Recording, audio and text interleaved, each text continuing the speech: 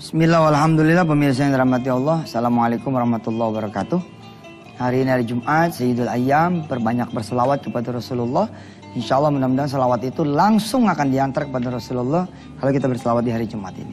Jangan lupa juga membaca suratul Kahfi ya. Dan kebiasaan kita di kampung-kampung ya, yang baca surah Yasin ya tetap dibaca. Tabarok tetap dibaca, Quran tetap dibaca. Al-Kahfi jangan ditinggalkan, itu sunnah dari Rasulullah dari mulai malam Jumat sampai nanti ketemu Jumat Maghrib. Saudara-saudara yang dirahmati Allah, kemarin saya janji mau bercerita tentang seorang sahabat saya yang dapat berkah karena dia ngegeber sholat malam 40 malam. Ustaz, memang ada dalilnya tuh. Kita nggak usah ngomong dalil dulu lah, dengerin dulu nih cerita. Jadi sahabat saya ini, ya sebut saya begitu, namanya Yusuf. Dia nggak punya kerjaan, gitu. Nggak ada kerjaannya. Lulus SMA, SMK gitu, dia nganggur 2 tahun. Dan dia merasa dia begitu tuh karena pernah menolak kerjaan. Jadi ketika dapat kerjaan jadi kasir, dia menolak. Dia pikir masa gua kasir sih. Abis itu mati lampu gitu, nggak kerja-kerja. 2 tahun dia berjalan. Di 2 tahun itu kemudian di tahun kedua itu dia ketemu sama seorang guru. Dia bilang, coba sholat malam 40 malam turut, insya Allah berubah hidup. Tidak gitu. Mendengar itu karena dia emang lagi butuh, dia geber tuh sholat malam. Dia geber sholat malam dah gitu. Tapi sampai hari ke-30 berapa begitu nggak ada tanda-tanda bahwa dia bakal dapat kerjaan.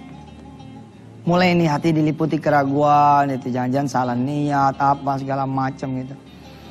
Nah pas ngaji lagi putaran 1 bulan, gurunya ngomong sama dia, lengkapin dengan sedekah. Nah persoalannya kan dia nggak punya duit nih buat sedekah. Dia kemudian bilang sama Allah, di malam keberapa, 30 berapa, dia bilang sama Allah, ya Allah, kalau nanti saya kerja, ini kebablasan nih orang. Kalau nanti saya kerja, gajinya buat engkau dah semua gitu. Saya cuma perlu kerjaan aja, nggak perlu gaji. Salah ngomong nih orang.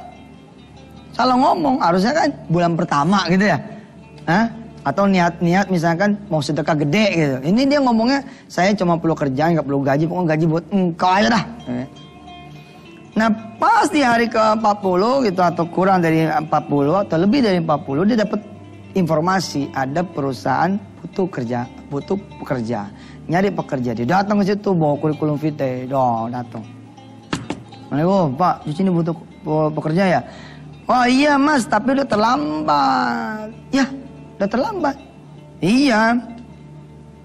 Tinggal 1 posisi nih kalau mau. Siapa namanya? Yusuf. Ya udah Yusuf. Kalau mau deh. Tinggal posisi yang 1 ini aja nih yang belum ada nih, masih kita butuhin 1 orang. Oh ya Pak, ini kurikulum vitae saya. Ah nggak perlu kurikulum vitae. Hah? Nggak perlu kurikulum vitae. Gampang amat Pak kerjaannya. KTP aja sini. KTP dong. Warin mau dia KTP. Dia nanya, Pak, posisi center di mana Pak kalau cuma pakai KTP doang? Kata si orang ini, posisi kamu bisa di lantai 3, bisa di lantai 2, bisa di lantai 1. Kadang-kadang bisa di dalam, kadang-kadang bisa di luar. Pokoknya di mana aja yang kotor, itu tempat kamu. Berarti si OB dong Pak. Ada masalah dengan kamu dengan OB? Dia inget tuh 2 tahun yang lalu dia nolak kerjaan jadi kasir. Wah akhirnya dia bilang, iya apa-apa dah. Jadi OB dah, yang penting kerja gitu. Nah di situ dia mengisapkan dirinya, dia bilang perjalanan sholat malamnya mengantarkan dia pada bekerja. Dia yang salah, kenapa tidak minta sama Allah kerja yang enak, kerja yang gajinya jutaan, kerja yang kemudian posisi langsung bagus. Jadi dia bilang, kalau saya minta yang cuma kerja, ya ini dapat. Akhirnya itu dijadikan terminal. Sholat malamnya yang mestinya berhenti di malam 40 itu dia tembusin lagi sholat, pengen naik derajat lebih tinggi lagi. Dan memang Allah kemudian menjamin kita semua kan. Nah ini dia jaminan tambahan ya. Dan hari ini pemirsa menjadi hari terakhir kita ngomong bab jaminan. Karena besok Senin saya udah pengen mengantar saudara dan saya untuk kemudian bergembira dengan datangnya puasa. Aqimis sholata lidulukis syamsi ila ghasaqil laili wa qur'anal fajr inna qur'anal fajri kana mashhuda Wa minal laili fatahajjad bihi. Nah ini dia. Kalau udah beres sholatnya tuh, subuh, zuhur, asar, maghrib, isya, atau sekalian beresin sholat wajibnya, tambahin supaya jaminan tambahan, tambahin apa? Tambahin dengan tahajud. Fatahajjad bihi nafilatan laka, asa ayyab'atsaka rabbuka maqaman mahmuda. Nah sholat tahajud 40 yang pertama itu mengantar dia dapat kerjaan. Walaupun OB, maaf ya tidak ada walaupun sebenarnya. Dapat kerjaan OB. Dia tembusin lagi nih 40 yang kedua dan seterusnya dia jadiin pakaian tuh sholat malam. Dijadiin pakaian sama dia sholat malam. Begitu kerja dapat 20 sekian hari, menjelang dapat 30 hari turun gaji.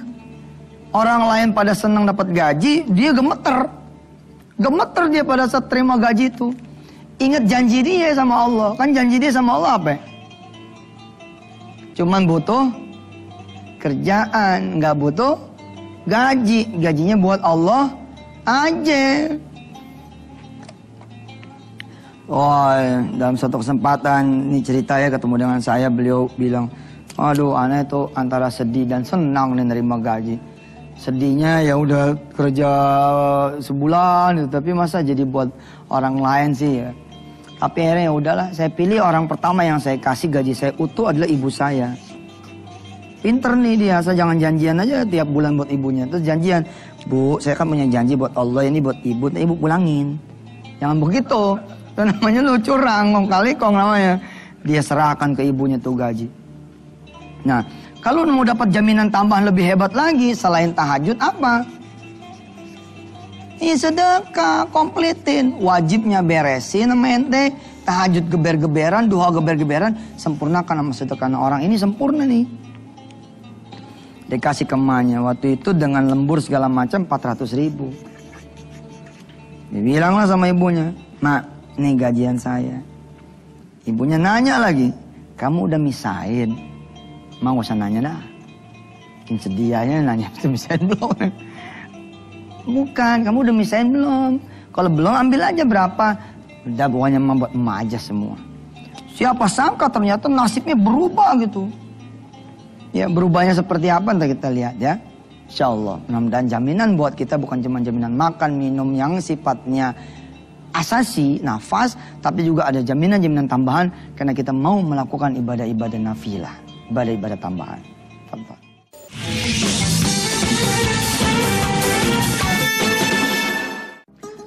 Baik saudara-saudara yang dirahmati Allah, urusan sholat ini memang kadang-kadang kita nggak tahu ya yang kita mau temuin itu siapa. Sehingga kita tidak happy, kita tidak merasa, oh kita mau ketemu Allah nih yang bayarin utang saya. Oh kita mau ketemu Allah nih yang mengangkat derajat saya. Oh saya ini butuh kerjaan, saya mau ketemu Allah. Enggak tuh. Karena mungkin pengetahuan kita kurang tentang Allah Subhanahu Wa Taala gitu. Kita lebih pengen ketemu yang punya proyek, saudaranya direksi. Bila baru saudaranya direksi kita udah, gue punya tuh temen dia saudaranya direksi. Aduh, ini yang punya direksi. Masa sih nggak tergerak hati untuk menemui Allah gitu kan? Nah orang ini belajar nih dari segala keterpurukan dia. Dia belajar nih tentang Allah Subhanahu Wa Taala. Termasuk tentang sedekah. Begitu dia hajar gaji dia, hari pertama aja udah balik modal. Hari pertama udah balik modal. Lagi leha-leha di depan datang temen dia pakai motor. Dia bilang, Sof, gua titip motor gua sini ya. Banyak orang lalu-lalang nih di kantor, siapa tahu mau motor aneh gitu. Ya udah, berapa duit? Sekian. Udah. Dia ngomong aja tuh sama teman sekantor, mending ngomong di mana? Ngomong di toilet. Lihat loh, Allah tuh yang punya rezeki loh. Allah kutik sana. Atau Allah bilang balik. Lu rezeki pulang lagi kok. Bener loh. Duh. Kita tuh suka nggak melek loh, Allah tuh yang punya rezeki. Ini orang nih ngomong di toilet Ji, sambil begini, sambil berdiri gitu. Pak, ada yang jual motor tuh Pak. Mana gitu. Oh di depan. Terapaan. Kayaknya kayak nggak peduli gitu loh. Tapi hari itu dieksekusi. Temennya dipanggil sore selesai. Transaksi beres. Lalu temennya bilang, nih buat ente. Buat ente-nya itu 400.000. Sampai nangis tuh dia. Ya Allah balik lagi nih duit dia bilang. 400.000. Terus dia mikir. Ibarat dagang baru sehari udah balik modal. Berarti kan 29 hari berikutnya untung tuh. Dia ini sebenarnya udah niat jelek nih sama Allah. Dia udah bilang begini sama Allah. Jadi pada saat menjelang dia mau ngasih mamanya tuh besok paginya, dia malamnya tuh dia doa begini doanya. Ini tuh bertutur dari dia nih. Ya Allah, boleh gak sih diralat janji gitu. Jangan setiap bulan apa buat engkau. Bulan ini aja, bulan besok buat saya gitu. Mau dia ralat, tapi karena dia dapat pelajaran berharga di bulan yang kedua, dia bilang sama saya tuh. Dia suka rajin tuh datang ke pesantren bawain rombongan semobil. Nah, yang semobil sama dia itu rata-rata yang sudah mengeksekusi gajinya seumur hidup. Berani gak nih karyawan-karyawan Antep nih? Ya, kerja tapi gaji gak usah dipikirin, buat Allah aja. Berani nggak? Ente sih berani sama Allah, yang ente gak berani sama bini kan? Tunggu udah milih bini. Masa kerja buat orang, buat kita mana Ustadz? Ustadz mah ada-ada aja. Nih yang ada-ada aja berhasil. Ente lihat tuh. Hah? Hari kedua ada ibu-ibu di lantai 3 apa lantai 2 manggil dia. Beliin lontong gimana teh botol gitu. Ini kan pekerjaan dia, dia pesuruh toh. Nah, beliin lontong, teh botol. Waktu itu lontong toprak sama teh botol tuh dulu cita 3.700. Kembalinya ada duitnya gocap. Kembalinya berapa tuh? 50, 37. Begini aja pakai ngitung coba. 43 ya? Hah? Iya 43.000. Berapa tuh? Gak usah mikir lah, susah. Saya soalnya biasa mikir miliaran sih. Jadi 50.000 dipotong 3.700. Ya. Apa kata si ibu ini? Udah kembaliannya buat kamu. Mikir dia. Ya Rob. Ente coba hitung ya. 400.000 sebulan dibagi 30 berapa berarti sehari? Sehari berapa? Tuh jangan aneh. Ente juga gak bisa ngitung. 400.000 dibagi 30 kira-kira 15.000 lah ya. Atau 12.000. Nah dia di hari kedua setelah dia sedekah tuh sama sholat malam di polin.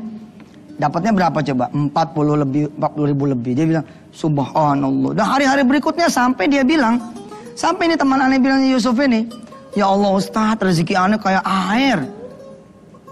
Waktu aneh geber-geberan sholat sama sedekah tiap bulan tuh gaji saya utuh, blak gitu. Pokoknya gaji bang.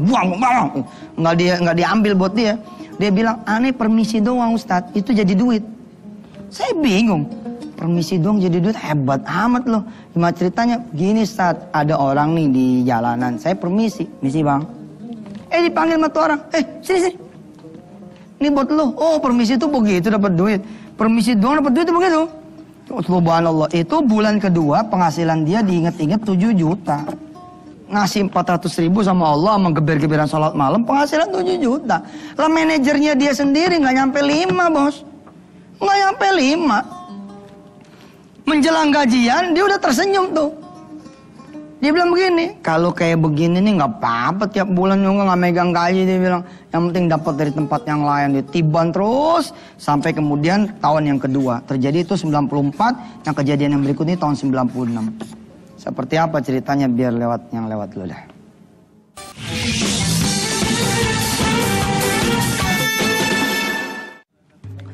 Ya, alhamdulillah pemirsa, selamat kembali di Wisata Atian TV. Dan hari ini hari terakhir kita bicara tentang jaminan. Benerin yang wajib, hidupin yang sunnah. Sebisa mungkin yang sunnah-sunnah tuh bikin rakus. Tadinya nggak sholat duha. Tadinya 2, 4. Tadinya 4, 8 gitu. Ya, tidak tahajud. Tadinya nggak sholat sunnah hajat.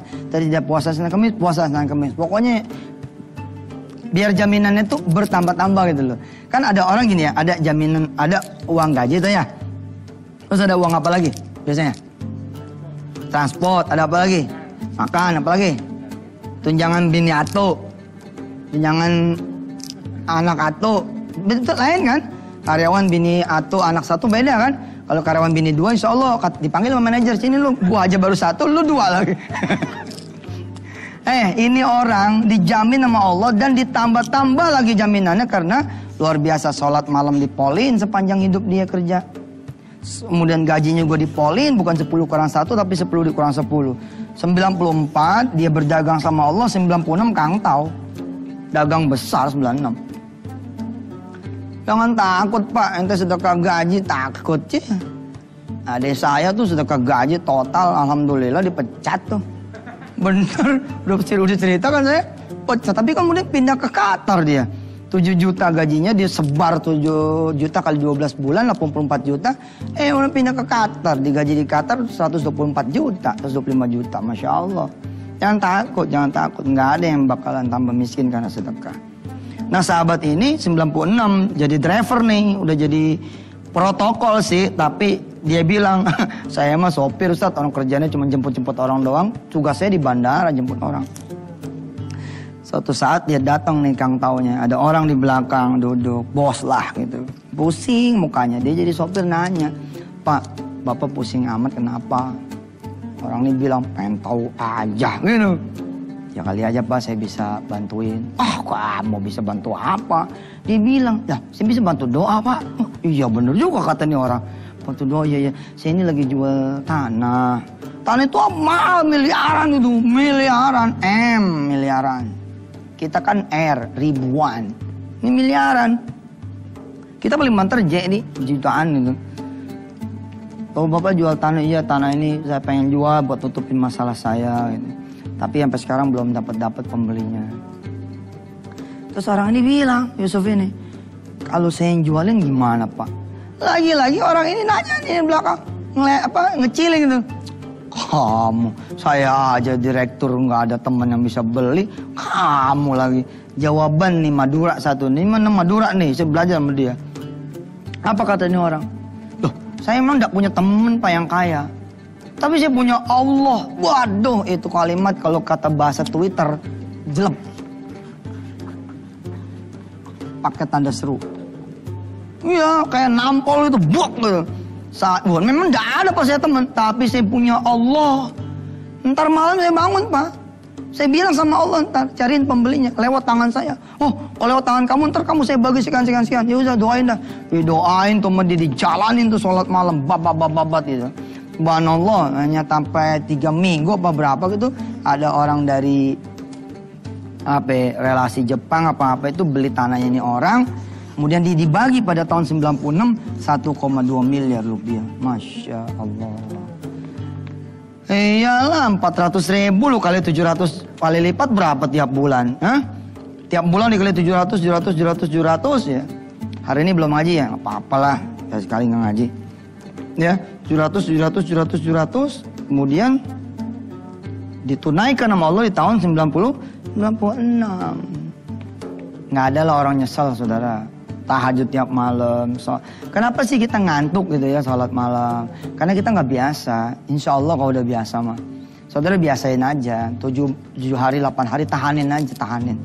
Ya, ngantuk dikit wudhu. Insya Allah. Ya, kemudian bawa korek api 2. Buat apa coba korek api? Buat ganjal mata. Ya, emang kita nih banyakan molor, udah tahu susah, banyakan molor. Nah ya, cerita jaminan selesai nih. Ya nanti kita perdalamnya di website aja lah, di www.wisatahati.com atau di yusufmansur.com. Nih, lihat nih di layar kaca. Wah, nih editor jangan sampai nggak ada nih, aneh tangannya udah begini-begini, nggak ada lagi. www.yusufmansur.com. Nanti kita bicara tentang tahajud apa segala macam lewat artikel teman-teman itu ya, diupload di sini. Pemirsa, di ujung Jumat ini saya tidak baca Quran memang, tapi inilah Qurannya. Wa minal laili fatahajjat binafilatan laka. Ini surah Al-Isra ya. Baiknya sih saudara baca aja dari ayat pertama sampai akhir. Bagus kok. Nanti sampai ketemu wa minal laili. Pemirsa berdoa ya, mudah-mudahan panjang umur. Senin besok kita sudah mulai membahas tentang motivasi puasa. Doakan Yusuf Mansur mudah-mudahan juga panjang umur sampai kita bulan puasa dan diterima ibadah kita oleh Allah Subhanahu wa taala. Bismillahirrahmanirrahim. Ya Allah, masukkan kami, anak-anak kami, turunan kami, keluarga kami, orang tua kami, istri kami, suaminya para istri ya Allah. Suami para ibu. Ke dalam orang-orang yang Kau jamin ya Rabb. Jamin keselamatannya, rizkinya, perlindungannya, hingga nanti kematiannya, kewafatannya, kebangkitannya, dijamin juga masuk surganya, ditutup ya Allah, ada jaminan ditutup tuh neraka, bahkan tidak bisa ngelihat, tidak diperbolehkan melihat. Mudah-mudahan ya Allah, kami tidak mencacatkan jaminan yang Kau sudah berikan pada kami. Rabbighfir warham anta khairur rahimin. Walhamdulillah rabbil alamin. Pemirsa, kita tidak punya banyak waktu menjelang Ramadan. Saudara yang belum latihan baca Quran, baca Quran. Saudara yang belum latihan kemudian menahan diri, menahan emosi, tahan diri. Supaya nanti pada saat bulan puasa datang yang beberapa hari lagi, insya Allah kita makin enteng. Doa saya buat saudara semua dan doakan saya juga. Wassalamualaikum warahmatullahi wabarakatuh.